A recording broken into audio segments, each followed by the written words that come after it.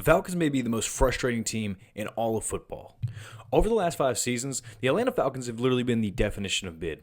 Over 5 seasons, they've finished with a combined record of 33-52, while showing flashes of being a very strong team, while also having some of the most head-scratching moments of any team in all of football. Take just last year, where the Atlanta Falcons beat the Buffalo Bills and the Los Angeles Rams, who were both playoff teams and both had NFL MVPs as their quarterbacks. And then in the same season, they lose to the Dolphins by 20, the Panthers by 30, and then lose to the Jets. Which, I mean, it's the Jets, enough said. What's so frustrating is just how talented the team is overall. I mean, you got Bijan Robinson, who was an All-Pro, Drake London, who was a star receiver, Kyle Pitts arguably had the best season of his career last year, and the defense got so much better. I mean, key contributors such as James Pierce, who, while having off-the-field issues, still collected 10.5 sacks, which led all rookies in the NFL in 2025. Then you had Xavier Watts, who led all the rookies in picks last year at safety with 5, and then Jalen Walker was a great versatile edge and Mike backer. But there is one big flaw. The Falcons quarterback room may be the worst in all of football. In 2024, they decided to pick up Kirk Cousins on a 4-year, $160 million deal after he came off a nagging Achilles injury with the Minnesota Vikings. And then in the same exact offseason, they picked up with their 8th overall pick, Michael Penix, who at the time was a 24-year-old quarterback with 2 Achilles tears in his career already. Throughout the entirety of 2024 and 2025, Michael Penix and Kirk Cousins would take turns starting, and neither one of them were really good. Kirk Cousins did have a pretty solid early season stint in 2024, where he did have a 500-yard game against the Tampa Bay Buccaneers, but then would follow that with a 4-game losing streak where he had 0 touchdowns and 8 interceptions.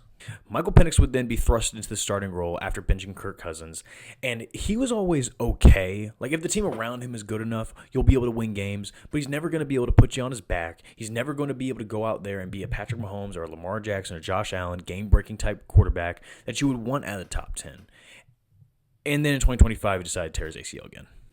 So now fast forward to the 2026 offseason, Kirk Cousins gets released from the Falcons and is shipped off to the Raiders, where the Falcons are now paying a majority of his contract. That's right. Of the $10 million that Kirk Cousins owed in 2026, the Atlanta Falcons are paying $8.7 million of it, where the Raiders are only paying $1.3, meaning the Falcons are paying 87% of his contract to not play. The Falcons would then sign free agency Tua Tagovailoa to a $1.2 million deal after having a really bad stint with the Dolphins, where he would get benched in the final 3 games of the season for Quinn Ewers, a 7th-round pick.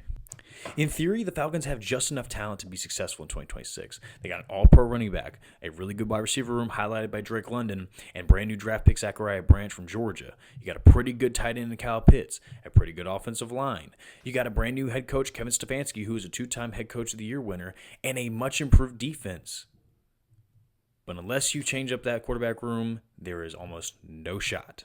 That'll likely have to wait until the 2027 draft class, where there's so many great quarterbacks and a lot of great playmakers such as Arch Manning, Drew Mestemaker, and Lenore Sellers. But as of right now, I don't think there's any shot the Falcons are going to be able to compete in 2026 with the quarterback room looking the way it does. But what do you guys think? Are the Falcons going to be competitive, or are they always just going to be one quarterback short from being able to compete? Let me know in the comments below. I'm Trent Wheeler, and this is your Daily Dose of Wisdom. Follow for more.